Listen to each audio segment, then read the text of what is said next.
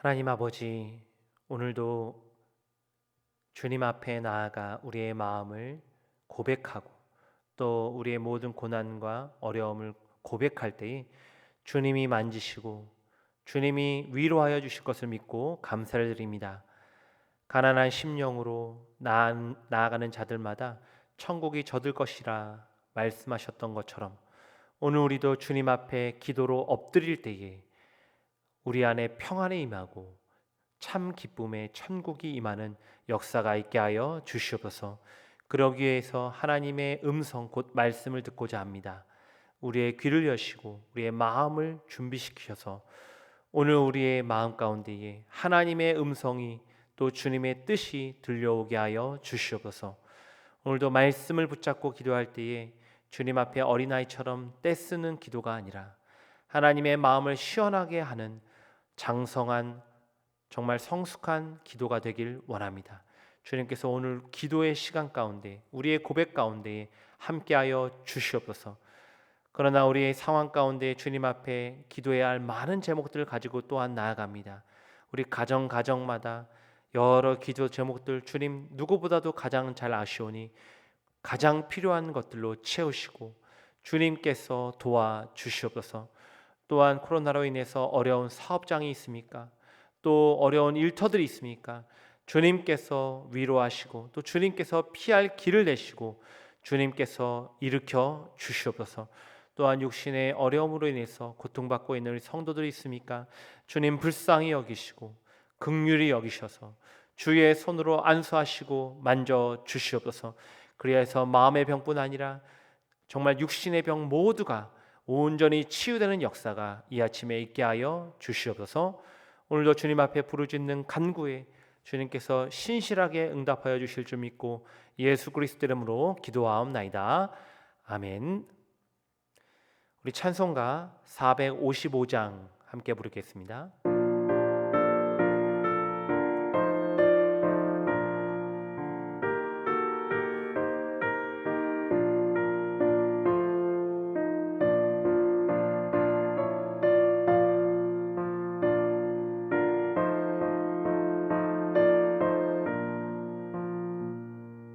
주님의 마음을 못 받는 자, 그 맘에 평강이 찾아오면 험악한 세상을 이기리니 하늘로부터 임함이로다.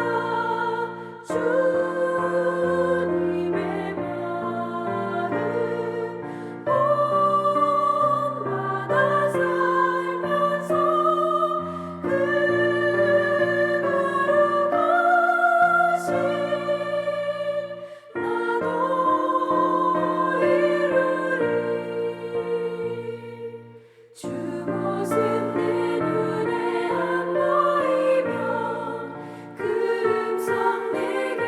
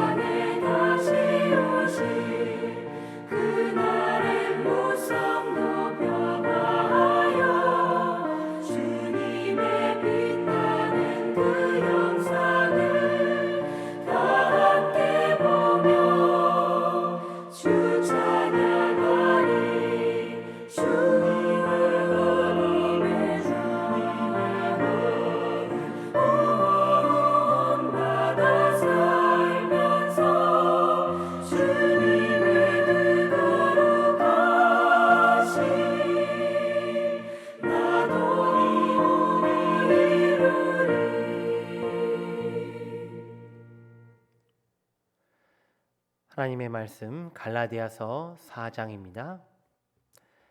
갈라디아서 4장 12절부터 20절까지 제가 읽어드립니다. 형제들아, 내가 너희와 같이 되었은즉 너희도 나와 같이 되기를 구하노라. 너희가 내게 해롭게 하지 아니하였느니라. 내가 처음에 육체의 약함으로 말미암아 너희에게 복음을 전한 것을 너희가 아는 바라. 너희를 시험하는 것이 내 육체에 있으되 이것을 너희가 업신여기지도 아니하며 버리지도 아니하고 오직 나를 하나님의 천사와 같이 또는 그리스도 예수와 같이 영접하였도다. 너희의 복이 지금 어디 있느냐? 내가 너희에게 증언하노니 너희가 할 수만 있었더라면 너희의 눈이라도 빼어 나에게 주었으리라. 그런즉 내가 너희에게 참된 말을 함으로 원수가 되었느냐? 그들이 너희에게 대하여 열심내는 것은 좋은 뜻이 아니요 오직 너희를 이간시켜 너희로 그들에게 대하여 열심을 내게 하려 함이라. 좋은 일에 대하여 열심으로 사모함을 받음은 내가 너희를 대하였을 때뿐 아니라 언제든지 좋으니라.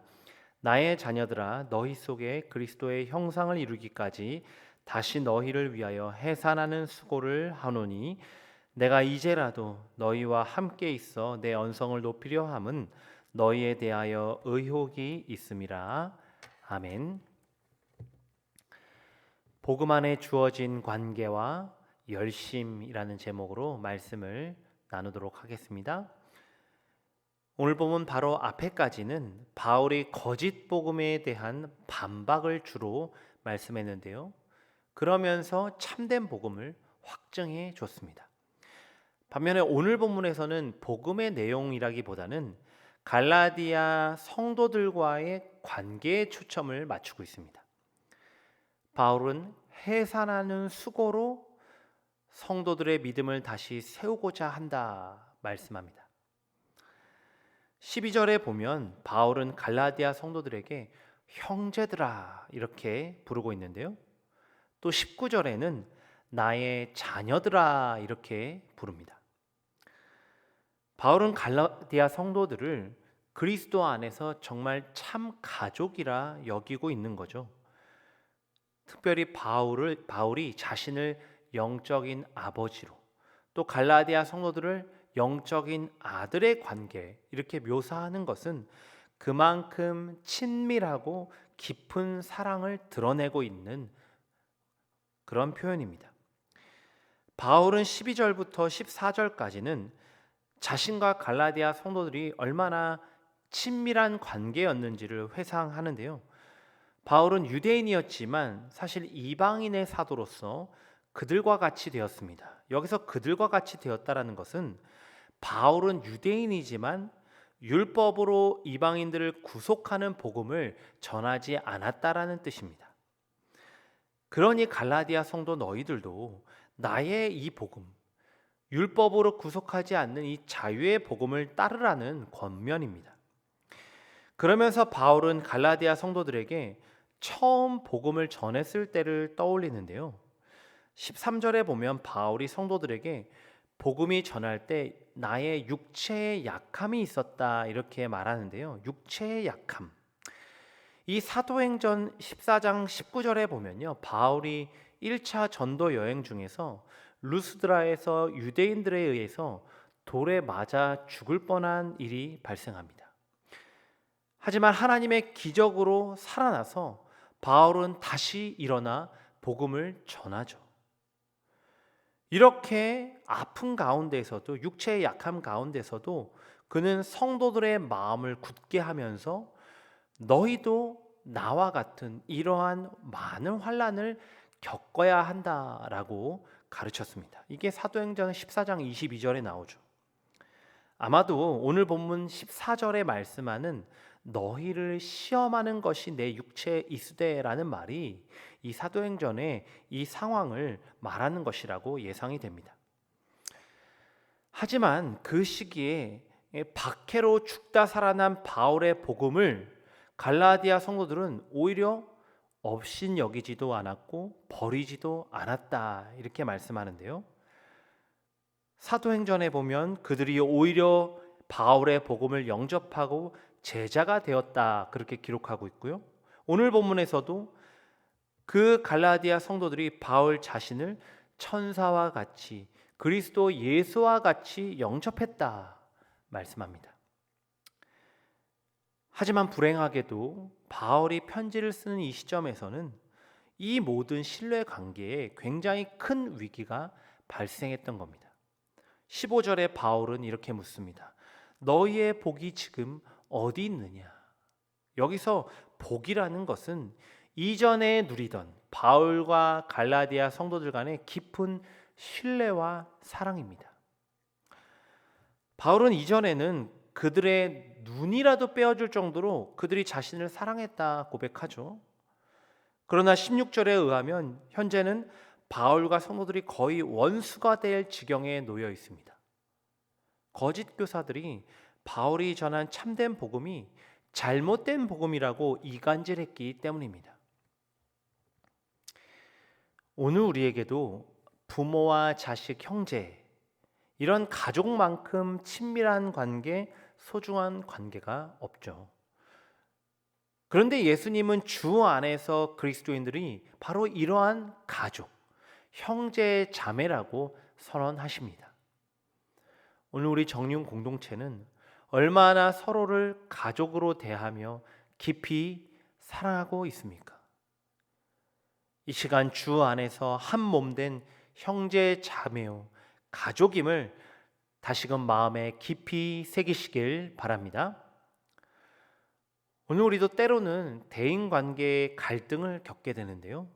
특별히 교회 공동체 안에서의 다툼은 가장 심각합니다. 왜냐하면 다투는 양쪽 모두에게 영적으로 매우 피폐한 결과를 초래하기 때문인데요. 다툼이 있을 때 예배가 제대로 드려지지가 않죠. 교회 안에서 갈등이 있을 때 하나님과도 멀어지고 경건의 삶도 무너지는 경우를 우리가 자주 볼 수 있습니다. 그래서 우리 주님도 형제들과 다툼이 있다면 그것을 해결하고 하나님 앞에 나오라고 명령하셨죠. 그리스도인은 이런 관계에 갈등이 발생했을 때 뭘 해야 될까요? 항상 복음을 가장 먼저 기억해야 합니다. 복음. 이 복음이 뭡니까? 십자가에서 내 대신 죽기까지 낮아지신 그리스도의 마음이죠. 예수 그리스도의 마음입니다. 항상 문제는 상대방이 아니라 내 안에 있습니다. 내가 그 사람의 연약함을 품지 못하기 때문이고 내가 그리스도의 마음으로 낮아지지 못하기 때문입니다. 반면에 모든 관계의 회복은 내가 십자가를 지는 것에서 시작됩니다. 내 고집과 판단을 내려놓고 긍휼의 눈으로 상대방을 바라볼 때 갈등이 풀리는 역사가 일어납니다. 오늘 혹 인간관계로 어려움 가운데 계신 성도님들이 계실까요? 이것 때문에 마음이 무너지고 영적으로도 곤고한 분들이 있는지 모르겠습니다. 그리스도의 십자가의 복음을 되새기시길 바랍니다. 주님을 따라 나의 십자가를 지시길 바랍니다. 바로 그때 미움이 긍휼로, 판단이 섬김으로 바뀌는 은혜가 있을 줄 믿습니다. 바울은 거짓 교사들의 열심이 악한 열심이다 그렇게 지적하는데요. 오늘 본문 17절입니다. 그들이 너희에게 대하여 열심내는 것은 좋은 뜻이 아니요 오직 너희를 이간시켜 너희로 그들에게 대하여 열심을 내게 하려 함이라. 거짓 교사들도 열심은 있었습니다. 갈라디아 성도들에게 열심히 자신들이 전하는 복음의 정당성을 가르쳤겠죠. 하지만 그들의 그 열심은 하나님의 영광을 위한 열심이 아니었죠. 자신들의 지위를 확보하기 위한 열심이었습니다. 그들은 이방인 갈라디아 성도들을 유대화시키려 했는데요. 이방인이 할례를 받고 유대인이 되게 되면 그건 눈에 보이는 성과가 되죠. 몇 명이 할례를 받은지 확실히 드러나니까.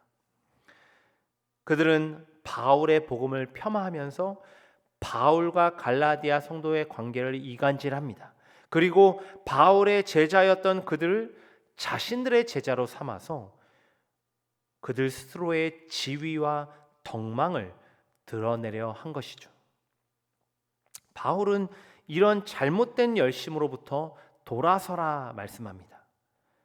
그러면서 18절에는 좋은 일에 대한 열심은 언제든지 좋다라고도 강조하는데요. 즉 자신을 자랑하고 스스로 높이는 데 쓰는 열심이 아니라 하나님의 복음과 영광을 사모하는 열심, 이러한 열심은 꼭 필요한 것이다 라는 것을 말씀해 주고 있는 것입니다. 그러면서 바울은 거짓 교사들과는 다르게 자신은 이러한 선한 열심을 가지고 있다라는 것을 보여주는데요. 오늘 본문 19절입니다. 나의 자녀들아 너희 속에 그리스도의 형상을 이루기까지 다시 너희를 위하여 해산하는 수고를 하노니. 바울이 고통스러운 마음과 이런 어려운 상황 가운데서도 갈라디아 성도들을 끝까지 붙잡고 놓지 않는 이유가 있습니다. 그것은 바울은 정말 성도들을 자식처럼 사랑하고 있다는 것이고요. 그것이 갈라디아 성도들이 그리스도의 형상을 이루기까지 돌보고 세워야 할 목자의 사명이라는 것을 자각하고 있기 때문입니다. 여인이 아이를 낳기 위해서는 비록 큰 고통이 따릅니다. 하지만 해산 후에는 그 무엇과도 바꿀 수 없는 소중한 그 아이를 품에 안게 되죠. 마찬가지로 바울은 현재 갈라디아 성도들을 돌이키는 이 과정은 매우 고통스럽죠. 그러나 이 과정 끝에는 반드시 그리스도의 형상으로 다시 세워질 그들의 아름다운 모습이 있을 것을 인내로 바라보고 있습니다. 오늘 우리도 내 안에 혹 잘못된 열심은 없는지 돌아봐야 합니다. 하나님의 일이라고 하면서 내가 원하는 뜻과 욕심을 관철하고 있진 않습니까? 교회 일을 섬겨감에 있어서 사람들의 인정이나 칭찬에 더 관심을 두고 있지는 않은지요. 선한 일에 열심을 내시길 바랍니다.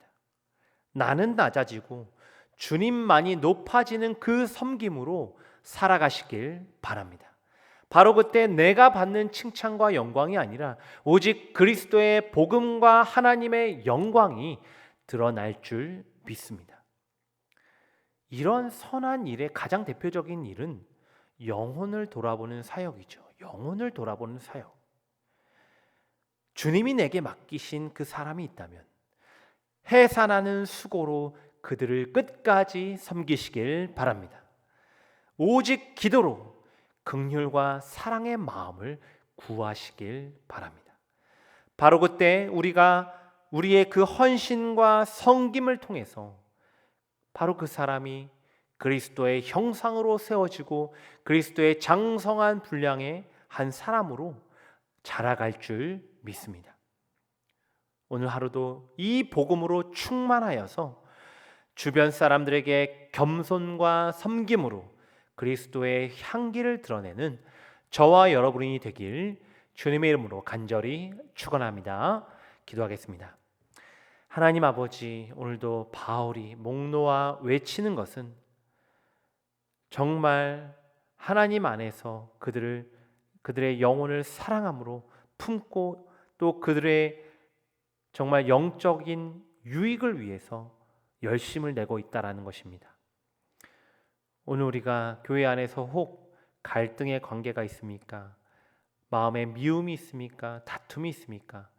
주님 십자가의 복음, 예수 그리스도의 그 낮아지심, 그것을 기억하며 나도 십자가를 지게 하여 주시옵소서.